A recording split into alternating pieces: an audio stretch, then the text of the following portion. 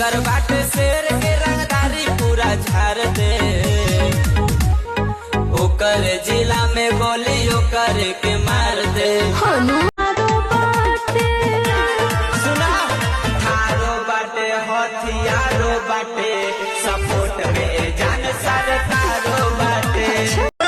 जिगरा में दम खानदानी जज्बात होके के चाहिए। हमारा मौलिया के पटावे खातिर बेटा हमरो ले बड़ा लौंडिया बाज होके के चाहिए।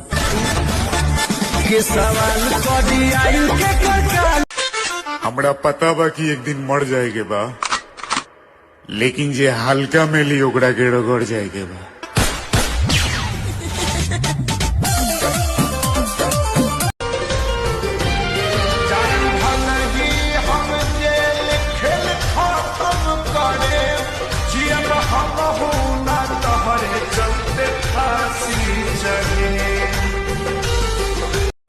जिगरा में दम खानदानी जज्बात होके के चाहिए।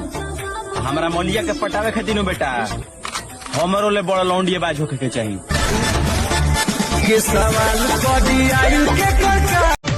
तेरी सूरतिया मेरे मन को भाए, मेरे हर एक सांस में तू समाए।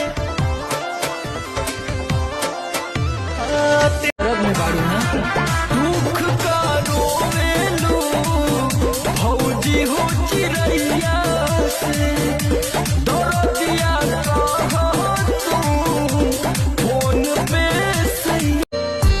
जा कर देनी आजाद, मर गेलू दिल जौन तारा पे मरत रहे। ओही दिन बुझाई तहरा कीमत ही प्यार के तहरो।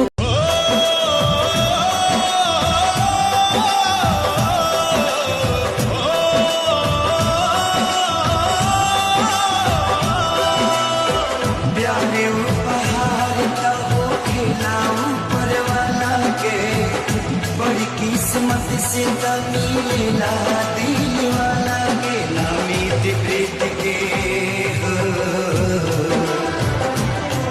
नामित प्रीत के। और जिस प्रेमी को ऊपर या नीचे के देखा के तोरा सही बे, बोले ना हो को बच्ची जावाची खोई बे।